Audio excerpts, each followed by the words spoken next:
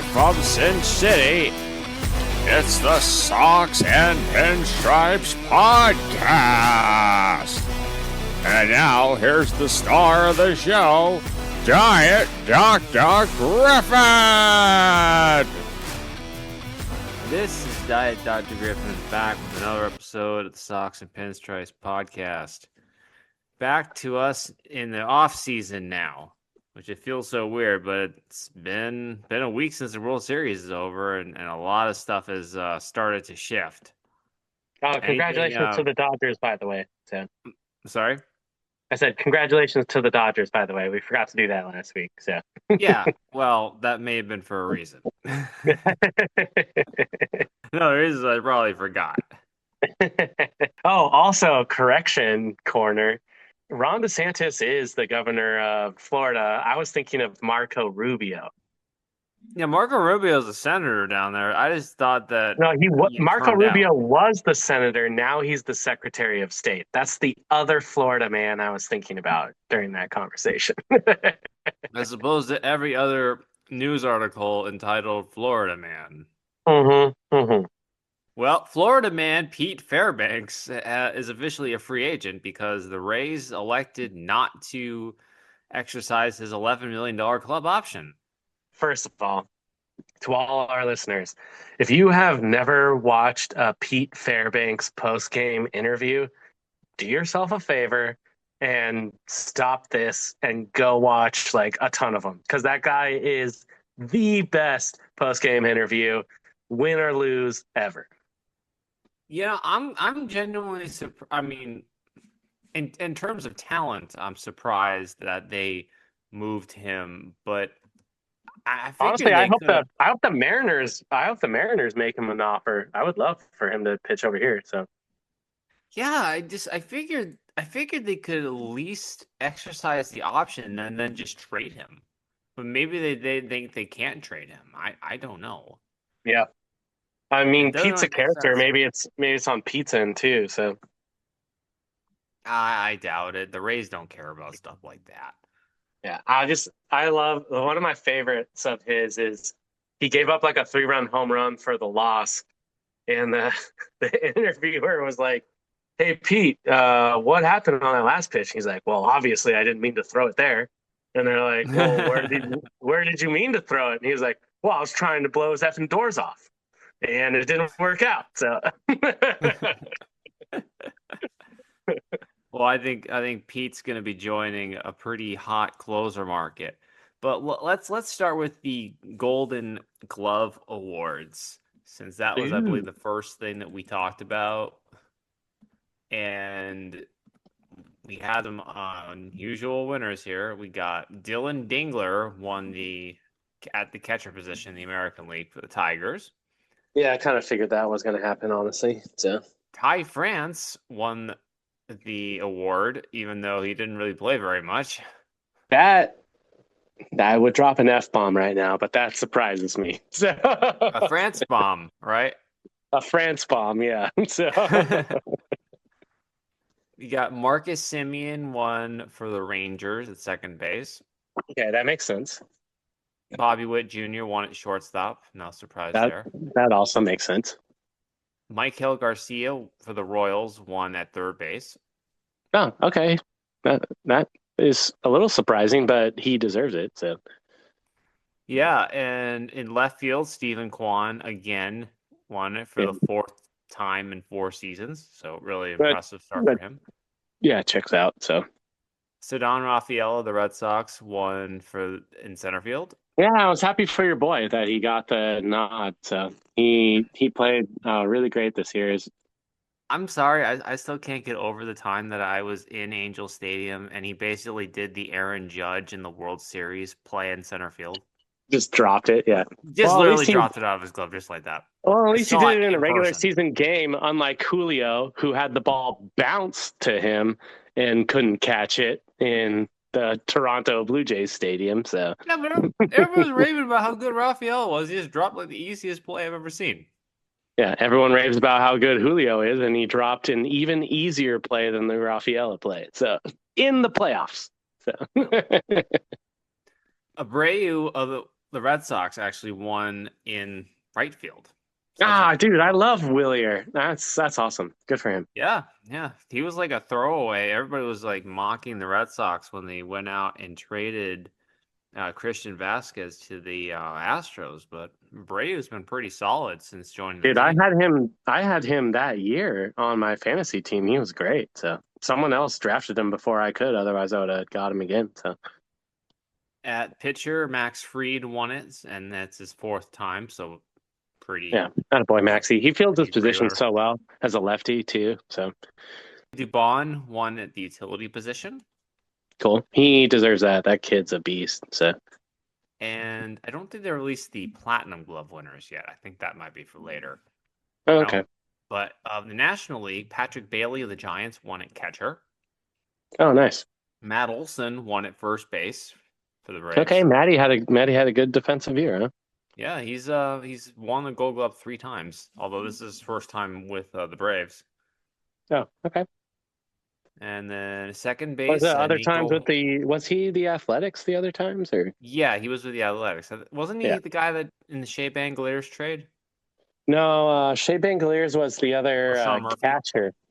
Yeah, Murphy. Yeah. Oh, you know, it's hard. Those trades are so tightly connected. You know, they're the same team around the same time. So Well, yeah, that and the Athletics trade everyone all the time. So yeah. Nico Horner of the Cubs got it at second base. nice, Nico.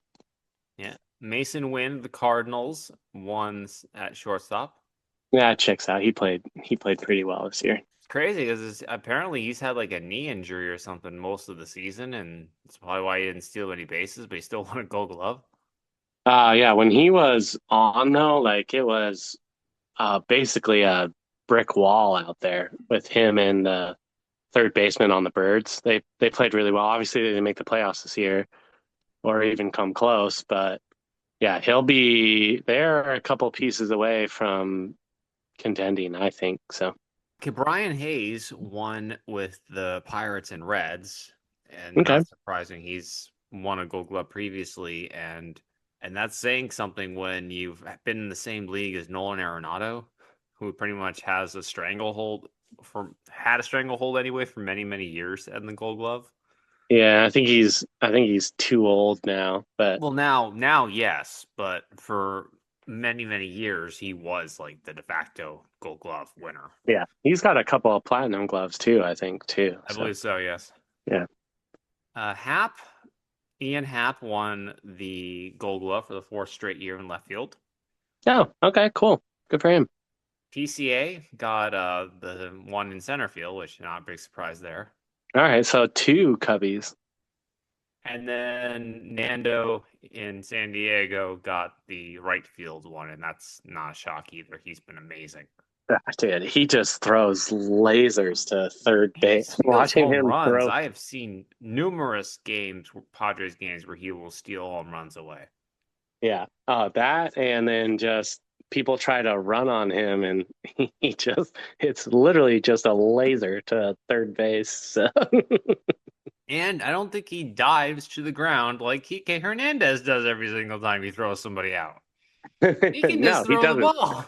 He just straight up throws it. But Kike doesn't have the mass behind him that Fernando does. So No, he doesn't. You know, Fernando did PETs to bulk up even more. So that's also something that Kike does. I thought he did that to recover from his wrist injury, but you know, we're not here to have that discussion. For the pitcher, Logan Webb won it for the Giants. Okay. Which is a pretty interesting statistic here, because it's the first time since 2013 that the pitcher and the catcher won the Golden Glove Awards for the same team. Oh, yeah. I watched a total of 0 Giants games this year. So I would have loved to have watched more Giants games, but you know, we're not allowed to watch baseball in Las Vegas, apparently. Oh yeah, that's right. In Nevada, you guys claim like every West Coast team except for the Mariners. So yeah, every West Coast team and the Arizona Diamondbacks. Yeah, it's pretty bad. Javier Sanjoa, if I can't pronounce that name. He is a rookie with the Marlins who won the utility spot. Oh, okay. No, I know And nothing about that guy. So yeah, and he appeared at 7 different positions. yeah, congrats to him. That's hard to do. So Yeah. And he actually is the first Marlin to win a Cy Young since, I'm sorry, not Cy Young, a Gold Glove since Marcell Ozuna, who I didn't even know could have wow. ever been good enough to win a Gold Glove. Well, when he was on the Marlins, apparently he was. So Yeah, I guess he just wasn't a full-time DH back then. yeah, it's been a while since he has gotten pulled over by police and said, "Do you know who I am?" So Well, do you know who Paul DePodesta is? no, that's going to be an absolute no. Wow, really? Have you never seen the movie Moneyball? Oh yeah, who's Paul DePodesta in Moneyball? Well, Paul DePodesta is the actual person that Jonah Hill's character was based off of. Oh, He didn't want to okay, have his name used in the movie. And I think they kind of molded a couple of his assistants together. But Paul gotcha. DePodesta was the primary assistant of Billy Beane during his time in Oakland, Oh, early okay. time in Oakland, and when that movie took place. Yeah, I need to rewatch that movie, obviously, but uh, I mean, I don't think everything's exactly the same, but anyway, Paul DePodesta has been named the new head of baseball operations in Colorado. that is interesting. Yeah, I hope he makes them like honestly, if half the things in the movie are true, they might make a run at it next year. So, I think next year is a little early given how bad that roster is, nah, dude, you heard it here first, dude. I mean, and the fact what that were they're in this, the weren't the Toronto Blue Jays in last place after the All-Star break? Correct me the if I'm Toronto wrong, but I Blue think they Jays. were. The Toronto Blue Jays were actually a top 5 payroll this past year, and we're like a lot better of a team than the team that had the worst record in the league and was competing for a time for the worst record ever. No, I know that, but I'm saying weren't the Blue Jays the worst in the AL East for Yeah, but like they actually had talent on their team. I know that's what I'm saying, but like for half the year, so Yeah, yeah. You said though next year, like they're in the same division as the Padres and the Giants. Like they're still going to be a bottom 5 team for a number of years. Like yeah, you even heard it here Theo first. took a So few. Even you Theo didn't took a even few years to turn around the Cubs. you didn't even believe in my Cubbies this year. So I thought the Cubbies are making the playoffs. I wanted them to do well. Come on, man. Oh, don't be such a hater. But the crazy I'm thing not about hating on anything. I'm just, speaking truth. So well, the thing is that DePodesta was named the general manager of the Dodgers. Actually, he was a oh, former manager and got to run that team and didn't really do all that well.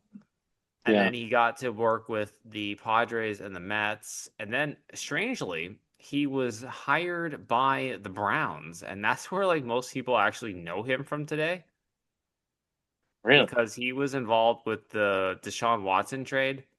Oh God, what a disaster that turned out to be. Well, I mean, that's one of those things where like ownership also can have a lot to do with what you do. And Yeah. the owner of the Browns is kind of a scuzzy human being, let's just say that.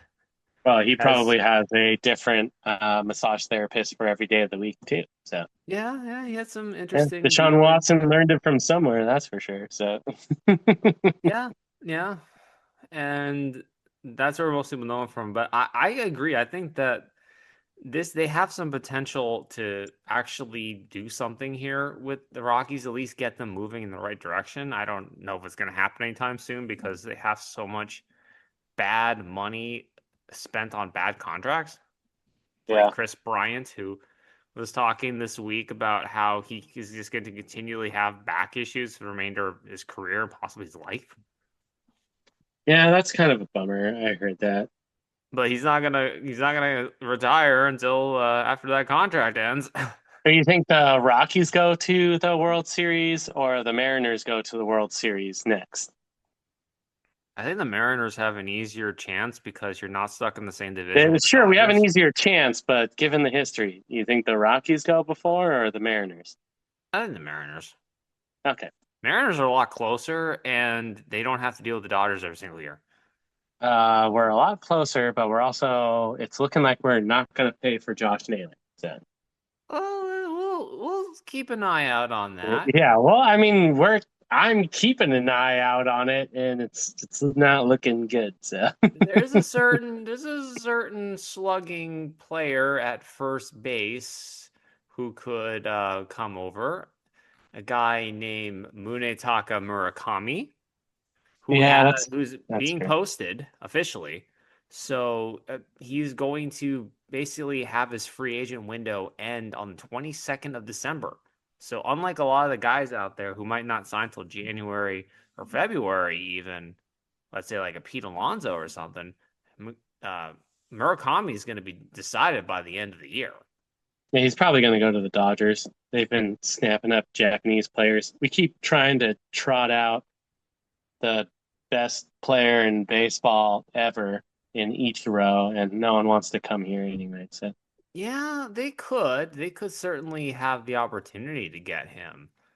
But yeah, the thing is that I mean, we had the according to opportunity to get MLB.com, Yamamoto, we had the opportunity to get Roke Sasaki, but well, at the end according of to the day, that MLB.com, the Dodgers aren't even listed among the teams expected to have interest. And I think a large are the reason for Dodgers expected to have interest in anyone? I have heard a lot of grumblings about Kyle Tucker. Really? Yeah. That would be where is Because the where's thing is, the Teoscar thing gonna with the where's Dodgers, Teoscar gonna play then? So well, I mean, probably right field or left field, one of the two. oh, Because I mean, the outfield situation there isn't really particularly good. I mean, they signed Michael Conforto to try for $17 million to try to play left field, and he was basically a platoon bat who like yeah. So disappeared by the end of the season.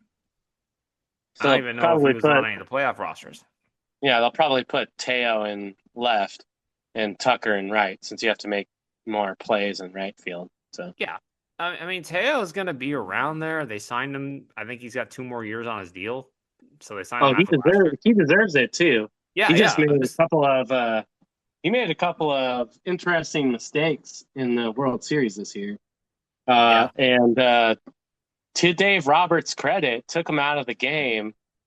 And you saw that after he got taken out in the championship series those two times, Mm, after making pretty dumb plays, he then put his focus cap on and played the rest of the games. So, yeah.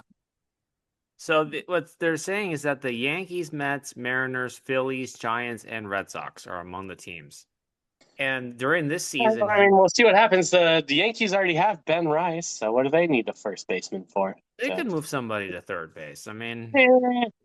they could play him at third base. They already got Mahomes. Well, they'll figure something out. Yeah. They need a bat one way or another. And injuries limited Now they Murakami need to to play defense. The Yankees need to play defense. That's what they need. So. well, they may need a power bat after Cody Yeah, Bellinger. but they need to stop making 3 errors a game in the Okay. playoffs Okay. before they Can even I have a continue the power show, back. please? Yeah. Sorry, Okay. I'm just saying though. So Okay.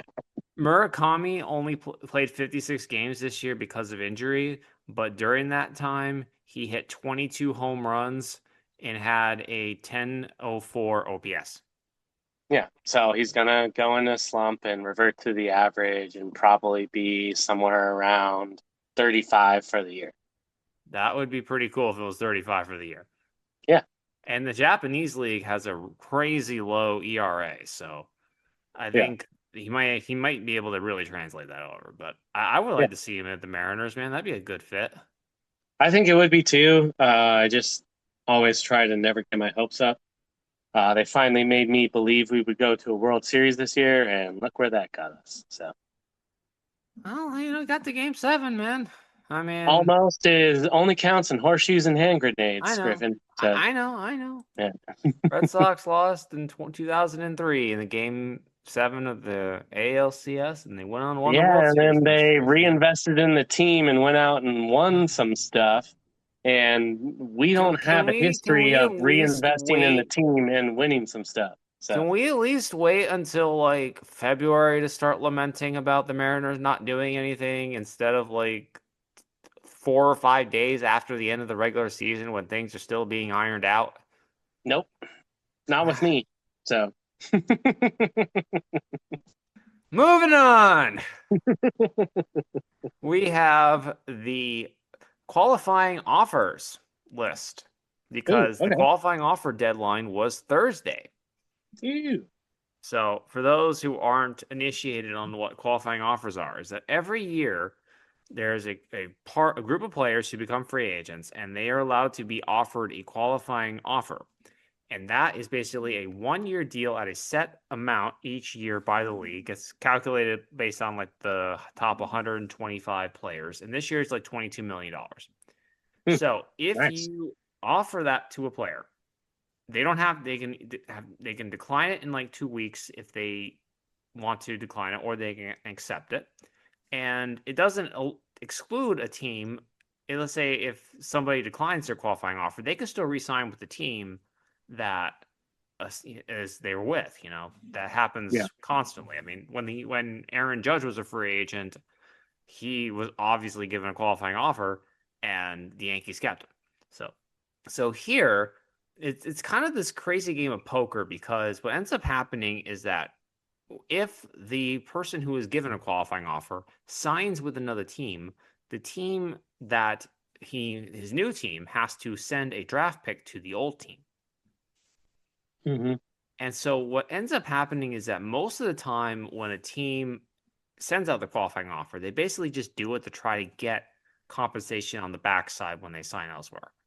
But every We've been doing in a doing while, that. you get the weirdo who signs. Yeah, we've been doing that with the Mariners for a long time. So. You get that one weirdo that decides to stay on the team. And there are some like exclusionary statistics. Like if you are traded to a team mid-season, you can't give somebody a qualifying offer. Yeah. So so the Mariners could not offer a qualifying offer to Suarez or Naylor because they were both acquired mid-season. Yeah, and I really hope we keep Naylor. Well, probably won't be able to worry about that later. That's topic for another time. So what usually ends up happening is like 90% of the time they end up signing with the team. But you get these weird situations where like somebody's given a qualifying offer that shouldn't really be given a qualifying offer, and then they end up waiting to June to sign because nobody wants to pay the draft pick. Yeah. Which is what happened to Craig Kimbrell and Dallas Keuchel when they became free agents a number of years ago. Oh yeah, Keuchel. Yeah. So Dude, he here's really the dropped list. off the map. Him and Kimbrel. Here's the list of guys who got a qualifying offer, and some are going to be obvious and some are not going to be obvious. Kyle Schwarber, Phillies. Kyle Tucker, Ranger Suarez. Framber Valdez. Framber, sorry, I'm saying his name wrong. Bo Bichette. Framber's a free agent. That's going to Yeah, be spicy to see what happens with that guy. He is pretty much considered the best pitcher on the free agent market. Yeah, I mean, obviously. So, well, this year anyway. I mean, Bo Bichette got one. Dylan Cease, Trent Grisham of the Yankees. We'll come back to that one. Gleyber Torres of the Tigers. We will also come back to that one. Edwin Diaz of the Mets, who opted out of his deal this week with 3 years remaining on it. Really? Yep. Because he wanted to get doesn't some more like money. pitching in New York. Obviously, his numbers are down. So. I mean, he had a pretty good year this year. He had a 163. I hope he comes back. I hope he comes back to Seattle. So he never pitched better than he did in Seattle. Yeah, I don't think Seattle is going to pay $20 million a year to They're not. closer. One can dream. So yes, one can dream. Brandon Woodruff of the Brewers. Woodruff. Zach Gallen of the D-backs. Yeah, he's gonna get released for sure. Well, he's a free agent, so he's. Yeah. Shota Imanaga. I mean, they gave him the offer to go somewhere else. Is what I'm saying. That's a Well, he classic might case of accept that. it considering how poorly he pitched this year. He did do terrible. The Shota Imanaga, that is surprising because Well, he's there's more to arguably the Shota Imanaga situation, okay? what is. Because no, because earlier this week, okay, Mhm. the Shota had some weird stuff in his contract. So basically, this year the Cubs had the option to accept the club option for 3 years, $57 million. They turned that down. Yeah. And the kicker on the other side is that if they turn down an option, Imanaga gets a $15 million player option for this next year, and he turned that down. And Really? then the Cubs offer the qualifying offer to Imanaga. And So he that's turned some that down. Or he's just thinking about it right now. some interesting pieces that got moved around there. And then Michael King of the Padres is the last person to get one. So Shota Imanaga is thinking about his qualifying offer, right? He's thinking about it for sure, but I still think I don't know if he's going to take it or not. I'm very curious to see. He's one of the ones that's a little questionable. I wonder if Zach Gallen honestly accepts it and tries to do better and have a more regular year. Because I don't know if teams are just going to ignore this year. Yeah, because with Shota, it's like you reject it and you make 22 million rather than accepting the 15 million. So that's like a smart idea on that. But I think someone's gonna actually pay him like good money to pitch for them. So Thing is though, Shota has some weird stats because he had like a 3.28 ERA over 2 seasons, but he only had 5 Ks per 9, and he really, really struggled like this year, in particular in the second half. He fell off hard, but but still, Yamamoto also struggled quotation marks his first year too. So well, Yamamoto was hurt for one thing, had a shoulder issue his first year. yeah. So he worked through that. But it's a weird thing because even though Shota had a bad year this year, he still had a sub-4 ERA and a sub-1 WHIP. Yeah. So I get the feeling that maybe someone can figure the situation out. But Shota's also 32 years old too. Well, okay. So So he's older than a lot of the other pitchers that are on the market. probably like 1 or 2 years. Mariners might be interested in him, honestly. So he's a lefty too. We could use lefty starting pitching. At least He that's what is a that's what lefty, I yes. think. But That is where do what you I guys think, have but the Mariners front office disagrees with me. So where do you guys have a spot in your rotation for him though? You'd have to trade somebody. if we trade Logan Gilbert, which they probably will. So They have to. I haven't looked deep. I haven't done a deep dive on who's in that rotation as closest to free agency, but it just doesn't seem like there is a spot currently for that. They they'll would have to probably trade somebody, like you said. Yeah, they'll probably trade Logan Gilbert, Bryce Miller, and they might not get rid of Wu based on the season he had this year. However, Wu is injury prone, as we also saw this year. Well, every pitcher's So injury prone though. yeah, Let's it's circle. the same thing as like why you'd want to trade Jorge Polanco. Well, Jorge Great Polanco's year. a free agent. I know he had a great year, but his trade value will never be higher or lower than it is this year. So Well, you can't trade the guy now. He's a free agent. So yeah, that was stupid on the Mariners' part, but whatever. well, they were trying to win last year. I get that. Yeah. Let's circle back to a couple of the names that had some interesting qualifying offers here. Gleyber Okay. Torres. Yeah. I think Gleyber might accept his qualifying offer. I mean, the Tigers are a contender, great GM, and they're only going to be better next year, in my opinion. So, and the thing is that he's not that good. Like he's okay, but he really didn't have much more than an average season at second base. yeah, but he was great in October. Well, so that's 1 month of the year. You cannot deny the Kike factor. So the Kike factor is not a reason to give somebody $22 million and a $7 million raise over what he was making now. I honestly think it is. If it leads to a World Series, hell yeah. That $7 million can probably go in better places. I'm not a. I Well, think this is a bad move who for are you the. gonna go out and get for $22 million to play second base for you if you're the Tigers? No one. I just think he's gonna accept that deal, and that's not what they want. I think they do Mm, that to try to get something for him, but I just don't think that's a good play for Gaber. And they could move Javi Baez back to second base. Glaber had a career year at second this year, so A career year of 16 home runs, 74 RBI, and a 745 OPS. yeah, maybe not a That's career. that's He had a not good better enough for year than he 22 did million. on the Yankees. So That's not $22 million worth. So I think the Tigers are gonna regret this one yeah, because I think he's maybe gonna take it. we'll see. But you also thought the Tigers weren't even going to make the playoffs, so And I almost got that one too. I nearly got that one. Like a game away. I was so close. The other really, really interesting one is Trent Grisham.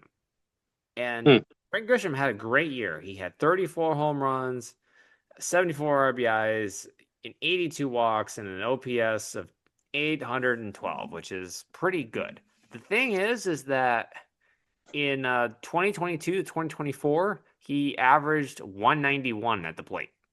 hmm. And he only hit 39 home runs in 3 years. And Yeah, somehow he comes out in free agent year and just blows the doors off. And I have no idea what teams' opinions of Grisham is going to be. Is it? I know that the nerds are saying his numbers are legit with Statcast, but I just don't know if they can just ignore the previous 3 years where you just not even hitting 200. yeah. The Yankees are keeping that guy. He batted below the Mendoza line. Great, glad you had a good year, but have fun with another year on the Yankees, and hopefully he plays well for that team. But honestly, I don't care if he does or not. So I think yeah, I think he's one of the most interesting candidates that they have. I think he's gonna probably I think he might accept it, but who knows? I don't know what his market's gonna be out there. There might his be market's some going to team be that can nothing. sign him to a longer term deal and maybe get more than 22 Yeah, million, you know? the team that signs him to a longer team deal is the idiot team. So I'm not saying they're not gonna be idiots, but maybe all it takes is one idiot yeah, to yeah. sign somebody, So you know? yeah, he's probably going to be a Yankee next year, unless someone thinks that they can make him better, which I don't Well, think is going to happen. So we will find out on in a couple weeks because they have until November 18th to accept. okay, So whatever decisions they make, they have to decide. nice. And to pretty much, we're pretty much running out of time here before we can we'll have to get into the Silver Slugger next week because we don't have Oh, enough time to go through all the Silver Sluggers for the end of the oh, show I'll check today. it out. Yeah, But there are a lot of news to hit in the off season. I think the MVP and the other awards will be covered next week, and we'll cover any other bits of news. I know some yeah. managers have been named. The Padres named Craig Stammen, their new manager. I think leaving now the Rockies as the only position without a manager, and now Hmm. that they have their new head of baseball operations, I suspect that's when the process will begin on finding their manager. Yeah, yeah. That So checks out. I think they're gonna be in good shape. Yeah, Do you have any closing remarks for the show today? I do. Walter Johnson has the most career strikeouts in October with 102. For a single postseason, Garrett Cole, Steven Strasburg, and Kurt Schilling are tied for the most with 47.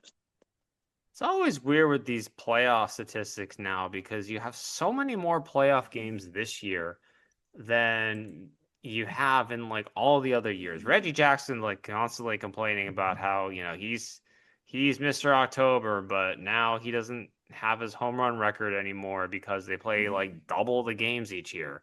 Yeah.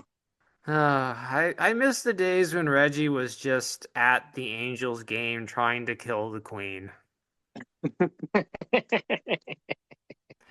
And on that Well, note, we'll it see you was guys simpler next week. back then. So. Gotta take the landing there. See you guys next week. Bye now.